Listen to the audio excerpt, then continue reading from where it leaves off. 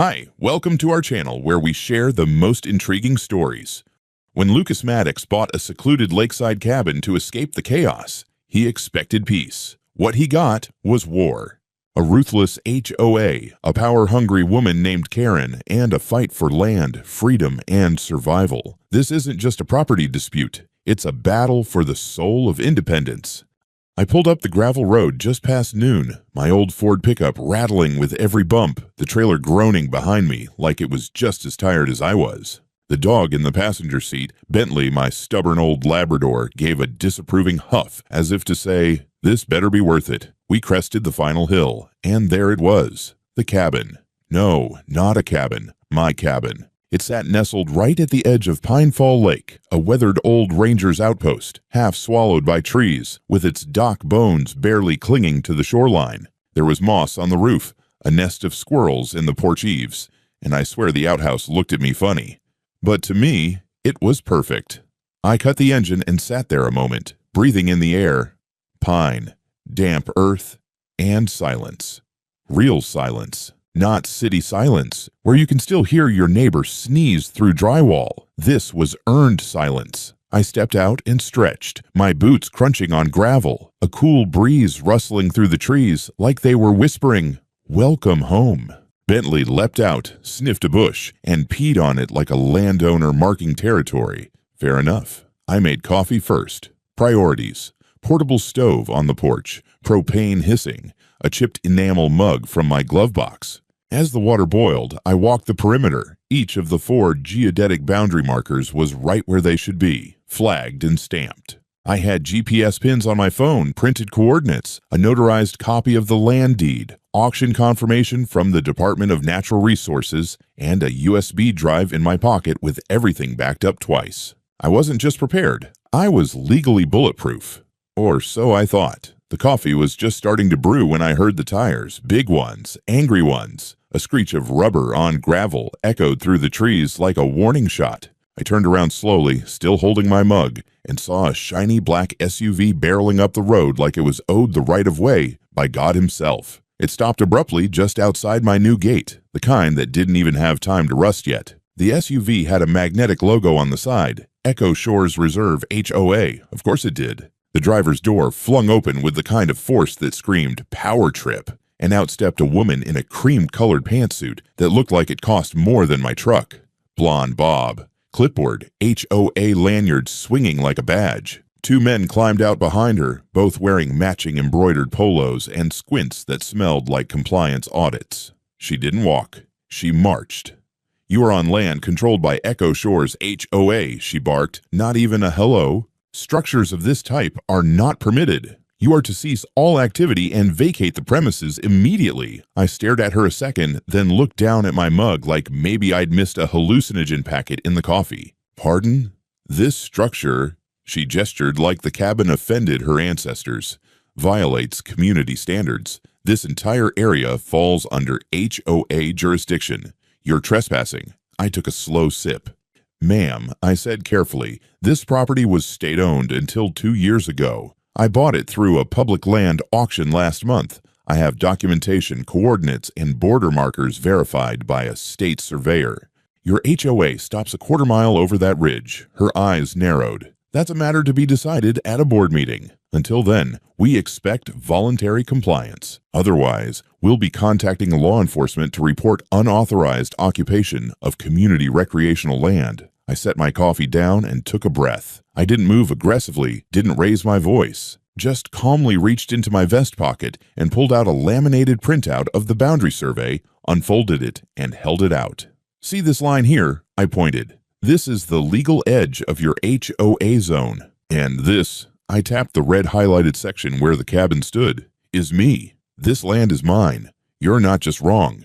You're trespassing." Her smile was like ice under a heat lamp, about to melt, but not without trying to ruin everything in the process. "Then we'll see how long that paper holds up in court," she snapped. "Enjoy the peace while you can. You'll find living outside the community doesn't make you immune to the consequences of disharmony." She turned on her heel like a villain in a soap opera, signaled her polo boys, and got back into the SUV. They didn't leave right away. just sat there at the edge of my property like wolves that thought the fence was optional. They finally pulled away 10 minutes later, tires spitting gravel like venom. I stood there in the quiet, the lake glinting behind me, birds chirping like nothing had happened. But something had. That wasn't just a bad neighbor. That was the HOA queen bee, and she had her eyes on my hive. I didn't sleep much that first night. Not from fear. Hell, I've camped in bear country with nothing but a knife and a thermos, but from that creeping sense of what the hell just happened. I kept replaying the encounter with Karen in my head, her smug tone, the way she tossed around jurisdiction like it was hers to assign. People like that didn't bluff. They believed the world owed them obedience, and if it didn't kneel fast enough, they started kicking. So I wasn't surprised when the cops showed up the next morning. They rolled in around 9, a blue and white sheriff's department SUV rumbling up my road a whole lot less aggressively than Karen's tank. I stood on the porch, arms crossed, mug in hand. Same enamel one from yesterday, though this time it was full of bitter black resolve. Bentley barked once and then sat beside me, tail thumping in warning. The deputy was young, maybe 30. Name tag read Deputy Carson. He stepped out, adjusted his belt, and gave me the kind of look you give a guy holding a shotgun and a scone at the same time. Curious, but ready to duck. "Morning, sir. You Lucas Maddox?" I nodded. "That's me. And I'm guessing this isn't a welcome visit." He forced a half smile. "We received a complaint from Echo Shores Reserve HOA regarding alleged illegal occupancy and unauthorized development on community recreational land." There it was. I didn't raise my voice, didn't twitch, just took another sip and said, "You got 10 minutes?" He blinked. Yeah?" I turned and walked inside. Bentley followed. I could hear the deputy's boots crunch behind me a moment later. I grabbed my laptop, fired it up on the kitchen island, and popped in the USB stick I'd prepared for exactly this scenario. Not because I expected this exact thing, but because I've dealt with bureaucrats. Never go to a knife fight without a damn map and timestamps. I brought up the survey data first. Satellite overlays, the GPS stamped images, the old Ranger parcel lines, then the transfer deed from the Department of Natural Resources. Then the auction receipt, notarized, with state insignia watermarked right across the top. Deputy Carson leaned in, whistled low. "This is a lot more organized than I expected." "I run a construction business," I said. "I've seen subcontractors try to sue me for putting up walls on the wrong side of a fence." I come prepared. He chuckled under his breath, then grew serious. "Okay, look, I'm not here to give you trouble. We have to follow up when someone files a formal complaint. That's all this is, and what exactly did they say I was doing? Constructing an unauthorized structure on protected HOA recreation land, possible environmental disruption, and," he checked his notepad, "potentially armed and hostile. I couldn't help it." I barked a laugh. "Hostile, huh?" He gave me a wary glance. "Are you armed?" "My shotgun is locked in a safe. I'm not a maniac." Carson nodded. "That's good enough for me." He paused. "Can I take pictures of the documents?" "I'll attach them to the report." "Sure. Take the flash drive." "Hell, I've got backups." He scanned a few more files and then stood straight. "All right, Mr. Maddox. Far as I can tell, this is a civil dispute, and frankly, you've got every right to be here. No grounds for charges. I'll file this and advise them not to waste department time." I nodded. "Appreciate it." He was halfway to his car when he turned and added, "One thing, though. If they escalate, don't handle it alone. Call us. I've got cameras going up this week. They pull anything else, you'll have a movie." He left. No sirens, no citations, just gravel crunching under tires and dust hanging in the air like judgment. Later that afternoon, I got an email alert. My business's contact form, usually full of client inquiries or spam from Russian SEO bots, had a new message. Subject: Unauthorized structure, Echo Shores Review. Message: You are not exempt from our bylaws. This is not over. HOA Board Admin. No name, no direct threat, just poison wrapped in bureaucracy. That evening, I poured a stiff bourbon, sat by the lake, and watched the water pretend nothing was wrong. I could hear frogs and crickets, and the soft slap of waves against the shore, and just faintly, past the trees and the rise of the hill, echoing off their manicured streets. I swear I heard someone screaming into a boardroom speakerphone. The chainsaw started at 6:43 in the goddamn morning. I was still in bed, halfway between a dream about fixing the dock and one about strangling my old drywall supplier, when the engine's snarl cracked through the silence like a gunshot. Bentley was up before me, barking like a demon, claws scraping across the hardwood as he bolted to the door. I threw on jeans, didn't bother with socks or a shirt, and stumbled onto the porch barefoot and pissed. 7 people stood at the southern boundary of my property. 3 of them had hard hats and neon vests. 2 held laminated maps. 1 operated a chainsaw like it owed him money. The last held a damn megaphone. "Sir," the man with the megaphone called, "for your safety, please return to your dwelling." This is an authorized safety clearance under EchoShore's HOA Ordinance 42. "Authorized by who?" I shouted back, walking toward them fast. One of the hard hats raised his hand. "We are performing a mandated safety pruning operation. There's an unstable tree encroaching on the community buffer zone. There's no community on this side of the ridge," I growled, stopping just short of the invisible boundary. "You're on private land." "My land. We have orders, sir," one of them said, barely looking up from his clipboard. That's when I saw the printed header, Echo Shore's Reserve Environmental Stewardship Committee. Sounded official as hell. Only problem? It didn't exist on any registered state database. I glanced at the chainsaw guy, who was eyeing a perfectly healthy cedar like it had cussed at his mother. "Cut that, and we'll have a real problem," I warned. "We've been empowered to enforce shoreline safety compliance. You're violating—" "I don't give a damn what Karen told you." He froze. "Yeah, I said her name. Unless one of you has a county-issued warrant, a forestry permit, or a signed court order, you're trespassing," I continued. "You've got 10 seconds to pack up." One of them tried to push past me, muttering something about non-cooperation. That was a mistake. Bentley lunged before I could even blink, teeth bared, growling so deep it shook my chest. The guy stumbled back, tripping over his own boots and nearly falling into the bushes. I stepped up, calm but done pretending. I walked back to the porch, opened the gun locker behind the door, and brought out the 12 gauge. Didn't even chamber a shell. Just set it down against the porch rail, barrel pointed skyward, camera already rolling from the motion sensor above the door. "This is your official warning," I said loud and clear. "I have video and audio recording. This land is protected by state and federal law. You cross this line again, I press charges. Keep testing me, and I'll add attempted forced entry to the list." They hesitated. One guy was clearly ready to bolt. Another looked at the tree like maybe it wasn't worth it.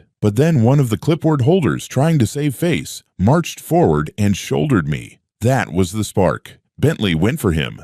I grabbed his collar, pulled him back, but it was enough for chaos to break loose. The guy who got pushed, he tried to grab Bentley's leash. Another swung a clipboard at the dog. I shoved him away, and suddenly fists were flying. A chainsaw dropped and spun uselessly in the grass, and 2 of them crashed into the underbrush like drunk squirrels. It lasted maybe 15 seconds. Then sirens. I don't know who called them, maybe a neighbor, maybe one of the idiots themselves, but when the sheriff's SUV screeched up the drive again, I already had the video paused at the perfect frame, the moment one of their boots crossed the survey flag. Same deputy as before, Carson. He stepped out, looked at the disheveled mess of sweaty men, dropped equipment, and my bare chest covered in scratches and said, "You've got to be kidding me." I handed him the flash drive before he asked. "This one's labeled Assault and Lawn Drama." He spent the next 30 minutes taking statements, separating the morons, calming Bentley with a dog treat, and taking photos of the damage. Fence wire was bent. One of the old oak roots got clipped. Nothing catastrophic, but it wasn't just noise now. This was tangible. Before leaving, Deputy Carson pulled me aside and said, "This isn't just neighborly harassment anymore. You're in assault territory now." "I'd suggest filing charges." "I intend to," I replied, "and I'll be adding HOA to the list. If they sent those guys, they're liable." He nodded, already annoyed. "You're not the first to say that." That night, I didn't sleep either. But this time, it wasn't stress. It was strategy. I wasn't the kind of guy who enjoyed lawyers. Nothing against them. Hell, I'd hired a few in my day for zoning permits and contractor disputes, but they always made me feel like I needed to check my pockets after every meeting. That said, by the time I'd washed the blood off my knuckles and iced Bentley's shoulder, he took a flying clipboard to the ribs. I knew it was time to law the hell up. Her name was Evelyn Thorne. Land use specialist, former state attorney, sharp as a tack, and about as warm as a cactus in winter. We met in the back corner of a tiny law office with wood paneling that hadn't seen a stain since the 80s. She wore a suit like she was expecting to walk into court mid-sentence and win before the judge blinked. I laid everything out: the deeds, the survey maps, the police reports, the incident footage. She didn't say much, just kept flipping pages and muttering things like, "Jesus," and "These people really think they're a government." When she finally spoke, it was the sound of gears clicking into place. "We're going to crush them." "I'm not looking for a war," I told her. She smiled. "You already got drafted."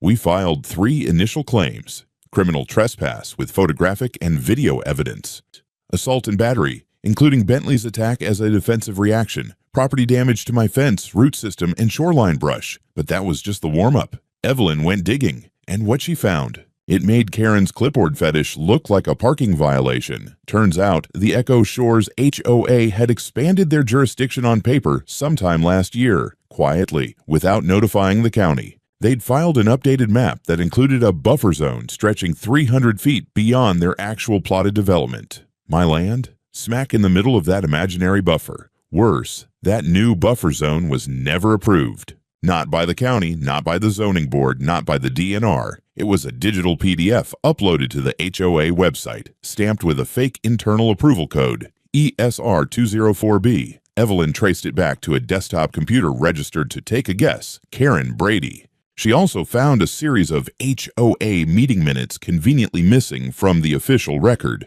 The paper copies had references to acquisition of Lakeside asset for community enrichment. One even had a handwritten note in the margin: Maddox's cabin ideal site for future pavilion. Yeah, real subtle. While Evelyn was gutting their administrative files, I was working my own angles. I filed a formal complaint with the State Department of Homeowner Associations. They launched a preliminary inquiry within 48 hours, and one of their compliance officers, a woman named Missy, who looked like she'd sued her own uncle for noise violations, showed up at Echo Shores with a clipboard and a smile that could slice granite. Karen wasn't happy about it. I know because Missy forwarded me the HOA's formal response, which included the phrase, "We believe the claimant is confused about property lines due to outdated cartography and personal emotional distress." Yeah, okay. Meanwhile, more neighbors came forward, some anonymously, some not. A guy who lived on the other side of the ridge said Karen once fined him $500 for parking his boat trailer. Crooked, a single mother, said she got a formal notice because her kid's sidewalk chalk was a visual nuisance. These people were done playing nice. By the end of the week, Evelyn filed a civil lawsuit in district court against the Echo Shores HOA and Karen personally. The charges included defamation, fraudulent jurisdiction expansion, malicious misuse of authority, endangerment, and negligence. But the cherry on top? We subpoenaed the HOA's financial records. Now, I'm no forensic accountant, but even I could tell something stank. There were maintenance fees paid to a contracting company owned by Karen's cousin. Thousands of dollars for shoreline safety assessments conducted by the same jackasses who tried to chainsaw my cedars. One record showed a payment labeled Security Mobilization, dated the day before they showed up with that megaphone. The storm was gathering. You could feel it in the wind. Karen must have known too, because 2 days after the suit was filed, someone put up a passive-aggressive sign at the Ridge trailhead. Private property. Be respectful or be removed. Printed on HOA branded vinyl with their logo. Still warm from the printer. I took it down, snapped a picture, and mailed it to Evelyn. She replied 2 minutes later, "Beautiful. Keep the sign." It's evidence now. The thing about bullies is when you punch back and they realize you're not going down easy, they stop playing by their own rules. They start making new ones. The lawsuit hit Echo Shores HOA like a pipe bomb in a porcelain shop. Evelyn filed it on a Monday. By Wednesday, the neighborhood Facebook group, previously limited to bake sale announcements and lost cats, had mutated into a digital witch hunt. I wasn't in the group, obviously, but screenshots started making their way to me from some sympathetic souls behind enemy lines. Posts like, "Does anyone know who this Maddox guy really is? Background checks anyone. He has guns." I saw one on his porch. Should kids really be playing near that kind of element? He lives alone. With a dog. Creepy. Then came the flyers. Actual printed flyers. Someone stuffed them in mailboxes around Echo Shores and a few neighboring properties. One neighbor left it on my gate, folded in half. No note. Across the top in bold, unstable new resident? Know the warning signs. Below, a bulleted list of complete bullshit, aggressive behavior, hoarding weapons, frequent conflicts with authority, questionable land acquisition. It was like they took every episode of Dateline and mashed it together under my name. Then things got sneakier. I found the first camera while walking Bentley along the West Trail, about 100 feet from the ridge that separates my land from the HOA border. It was a little wildlife cam strapped to a tree, pointed not at deer paths or bird nests, but straight at my property line. Brand new. Still had the sticker on it. I left it, went home, came back at midnight in full camo, unscrewed it, yanked the SD card, and left a note in its place. Illegal surveillance of private property violates U.S. Code Section 1801. Good luck. The card contained 6 days of footage. Most of it was boring. But on one clip, I saw Karen, clearly, standing by the tree, pointing at my cabin, talking to someone off-screen. She didn't look angry. She looked surgical. I sent the footage to Evelyn, who replied with just one word: delicious. Things escalated from passive-aggressive to just aggressive 2 days later. Bentley started acting weird, wouldn't eat, whining, scratching at his stomach. I rushed him to the vet, and they found traces of a foreign toxin in his system. Nothing lethal, thankfully, but definitely ingested. I'd bet my damn truck someone tossed bait over the fence. I installed new floodlights, added 2 more cameras, and swapped out my mailbox for a locking steel unit that could survive a bear attack. I wasn't paranoid. I was awake now. Then came the move that proved Karen wasn't just dangerous. She was strategic. She filed a formal complaint to the county zoning board, alleging that my acquisition of the cabin was conducted under suspicious conditions and requested that the transaction be reopened for review due to irregular auction documentation. She was trying to invalidate the sale itself. Like if she couldn't beat me in court, she'd just rewrite history. Evelyn, of course, had a full aneurysm in legalese. Not only is that nonsense, she snapped over the phone, but if they do open a review and we prove she knowingly submitted false allegations, we add perjury and abuse of process to her charges. This woman is digging her own grave with a golden shovel, but it wasn't just legal now. It was personal, psychological. My inbox was flooded with spam. I started getting robocalls from non-existent debt collectors. One email said my business was being reported to the Better Business Bureau for fraud. Another claimed I was under federal investigation. They even tried to review bomb my company. My website, my Google business page, suddenly all full of 1-star reviews from customers who never existed. Contractor never finished my garage. Shoddy work, overcharged, screamed at my kids. Showed up drunk and reeking of fish. Fish? Evelyn and I documented everything. Screenshots, timestamps, metadata. We filed defamation reports, requested subpoenas for IPS. I hired an IT guy named Jordan, freelancer, works out of a van, probably legally invisible, who scrubbed my online presence clean in 48 hours and set up alerts for any future bullshit. But the kicker was the HOA's emergency board vote. Apparently, they held a closed-door session to pass a motion allowing temporary security enforcement actions for volatile edge zone properties. It was vague as hell, probably on purpose. I got a copy of the internal memo from a source I didn't even know I had. A woman named Sharon, an HOA board member who clearly had second thoughts about the direction things were going. She emailed me anonymously. I didn't sign up for this. They're out of control. If you need testimony, I'll come forward, but be careful.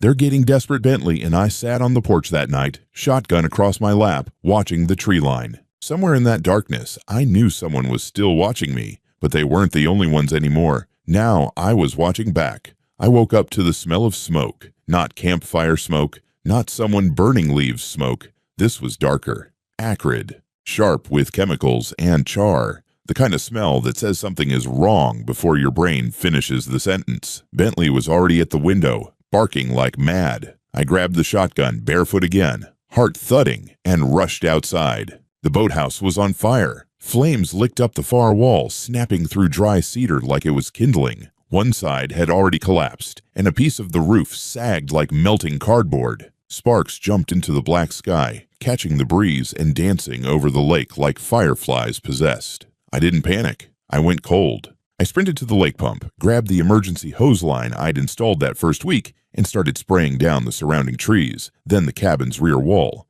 I knew I couldn't save the whole boathouse, not with a single hose and lungs full of smoke, but I could stop it from spreading. I had to. By the time the fire department arrived 20 minutes later, bless their sleepy rural hearts, I had the blaze mostly contained. A full corner was gone. The aluminum canoe I'd bought secondhand was just a puddle. But the cabin, the dock, the trees, still standing. The chief, a heavy-set guy with eyes like burned-out coals, walked over and said, "You're lucky." Another 10 minutes, and this would have taken the whole side of the lake. I looked at him, eyes watering, shirt soaked, and said, "This wasn't luck. We found the gas can behind the boathouse, old, dented, no fingerprints. But there was a trail, tiny splash marks leading from the tree line, and a boot print in the mud. Women's hiking boot. Size looked about right. I didn't say Karen's name out loud. I didn't have to. The look I gave the fire chief said it for me. He radioed in a report. I called Evelyn.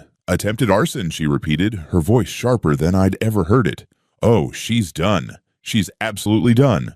We submitted everything. The fire report, photos, the boot print, and, most importantly, the footage. The motion camera I'd installed facing the path to the dock, it caught a silhouette, a hooded figure creeping out of the woods, lighter in hand. It wasn't 4K cinema quality, but it was enough to show gait, shape, posture. You could even see the flash of a ponytail when the wind caught it. Evelyn had a private investigator review the footage. She didn't even wait for his full report before forwarding it to the Bureau of Alcohol, Tobacco, Firearms, and Explosives. Yes, the ATF. Because now we weren't just dealing with property damage. This was arson with malicious intent, potentially tied to organized HOA corruption, and, if proven, interference in an active civil case. Federal jurisdiction kicked in like a steel-toed boot through a door. Within 48 hours, federal agents visited Echo Shores. Not gently. Warrants in hand, they combed through the HOA's clubhouse, Karen's home, and even her damn golf cart.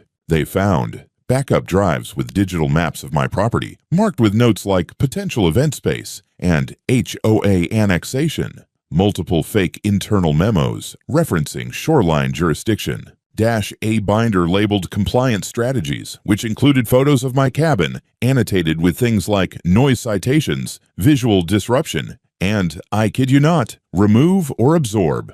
-A flash drive titled Project Clean Sweep, password protected. A TF cracked it in 3 hours. Karen was arrested on Thursday. She didn't scream, didn't flail, just stood on her porch in a coral sweater set, arms crossed, mouth tight. Like she still believed it was all some misunderstanding that would sort itself out once the peasants remembered their place. But it didn't stop there. 3 other HOA board members were brought in for questioning. One flipped almost immediately, admitting they knew Karen had an aggressive plan for property consolidation and that the patrolling crew from earlier paid under the table, funded by HOA dues without member approval. The financial records Evelyn subpoenaed weeks ago suddenly took center stage. Turns out, over $60,000 in special assessments had been rerouted through dummy accounts and used for Karen's little HOA militia, landscape sabotage, and God knows what else. It was a house of cards. One spark, and I wasn't just talking about the fire, was all it took to bring it down. That night, I stood by the charred remains of my boathouse, arms crossed, breathing in smoke and justice. Bentley sat next to me, tail thumping against the dirt, eyes watching the ridge. The silence wasn't peaceful anymore. It was loaded, like the forest was waiting for the next move. Only this time, I wasn't alone. I had the law, and I had receipts. The courtroom smelled like cold coffee and disinfectant. I sat at the plaintiff's table, tie choking my neck, palms flat on a thick stack of files. Evelyn stood beside me, pacing like a panther in heels, laser pointer in hand, eyes sharp enough to cut drywall. Across the room sat Karen. No more pearls. No clipboard, just a beige blazer that tried to scream, misunderstood civic leader, and failed miserably. Her lawyer, some sunken-eyed HOA defense hound flown in from Portland, looked like he was trying to defend a bear trap filled with dynamite. The trial had been fast-tracked. Public safety risks, federal crimes, active fraud. The judge wanted it off his desk before someone else tried to light my house on fire. The courtroom was packed. Locals, reporters. A few familiar faces from Echo Shores who looked like they'd aged 10 years in 3 weeks. Evelyn opened with precision. She laid out the timeline. The fake buffer zone, the fraudulent HOA documents, the repeated trespassing, the environmental violations, the defamation campaign, the physical assault incident, and, of course, the attempted arson. She presented maps, photos, surveillance clips, and the pièce de résistance, the flash drive labeled Project Clean Sweep. I watched the jury when that one dropped. Half of them leaned forward. One woman actually gasped. It was a full PowerPoint presentation made by Karen herself, detailing how to neutralize outlier properties around Echo Shores for community harmony. The language was chilling. Phrases like gradual legal absorption through aggressive complaint filings, disruptive ownership equals candidate for soft pressure displacement, escalation protocol, step 3, code enforcement, and reputational compromise. It wasn't a strategy. It was a damn war plan. Karen's defense tried to claim it was a thought exercise, a draft proposal never meant for execution. But then we pulled up the payment logs, the security team payroll, the contractor invoices tied to her cousin's shell company, the off-book HOA expense memos. Then Evelyn called the surprise witness,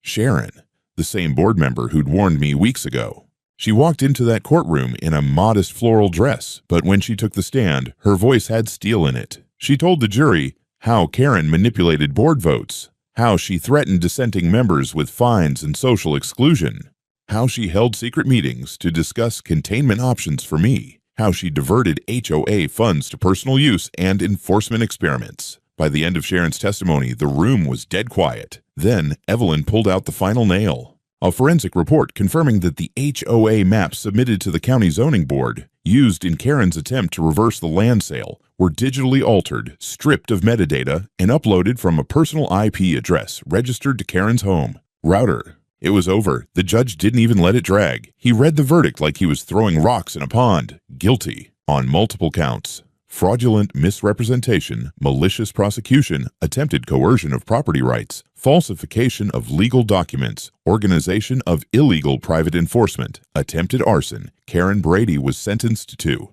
14 years in prison with no possibility of parole for at least 7. But that wasn't all. The court ordered the immediate dissolution of Echo Shores HOA. Its funds were frozen, assets liquidated. Every homeowner got a letter within the week. Your HOA has been terminated by court order due to systemic abuse and criminal activity. They were free. Some celebrated. Others panicked, unsure what life would look like without Karen micromanaging their lawn height. But for the first time in years, people had a say again. Democracy had bulldozed the dictatorship. As for me, I walked out of that courthouse not with swagger, but with relief. The kind that settles into your spine and reminds you what peace actually feels like. On the steps outside, Evelyn shook my hand.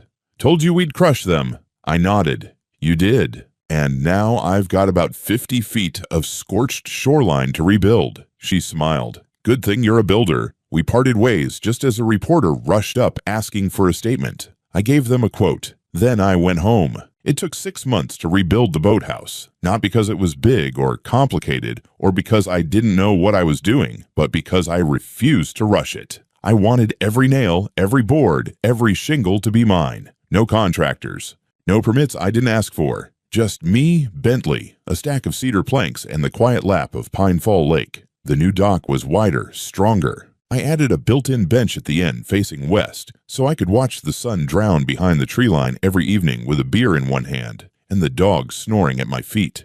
I even mounted an old ship bell beside the door of the new boathouse, salvaged from a flea market in Coeur d'Alene. I rang it the day I hammered in the last nail. Victory Bell. Across the ridge, Echo Shores looked different, less pristine. The uniform flower beds had grown wild. A few fences were leaning. Some folks moved out, tired of the spotlight. Others stayed and seemed almost relieved. I caught one of the former board members walking his poodle along the trail once. He nodded at me. Nothing more, but it was the kind of nod that says, "You were right, and I'm glad I didn't end up in court with her."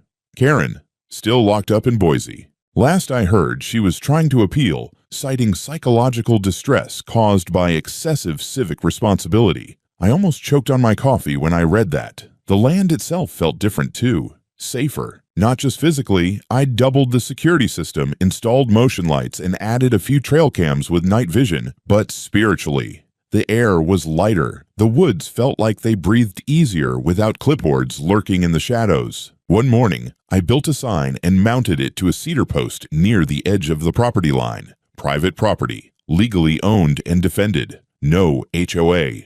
No exceptions. Below it, I bolted a second plaque. Just 6 words. We tried civility. You chose fire. It got attention. Some YouTuber with a drone flew over and made a whole video about the cabin that destroyed an HOA. Got 1 million views in a week. I didn't mind. Let the story travel. Maybe somewhere out there, another Karen's just starting her reign of nonsense. Maybe this will make someone think twice. I even started getting mail. Real mail from people across the country. Letters from folks stuck in similar HOA nightmares. They thanked me. Asked for advice. One guy sent a photo of himself holding a sign that said, "Echo Shores No More," from his own front lawn in Ohio. That gave me an idea. So I started something. The Freehold Initiative. A small nonprofit aimed at helping private landowners navigate and fight against HOA overreach. I ran it out of the cabin. Simple website, volunteer lawyers like Evelyn, a hotline, free consultations. Within weeks, we had calls from 7 states. Apparently, what happened here wasn't rare. Bentley got older, grayer, slower, but he still patrolled the trail like a one-dog army. Every stranger got a bark. Every rustle in the bushes got a side-eye. When people asked if he was dangerous, I'd say, only if you come with a clipboard. One evening, a boat drifted up to the end of my dock. Small, aluminum rental number still painted on the side. 3 people in pastel polos sat inside. I didn't recognize them, but I didn't need to.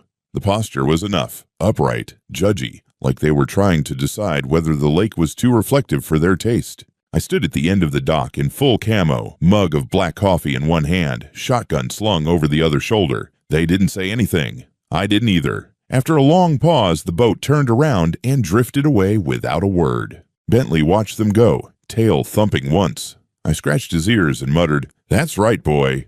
This shore's closed."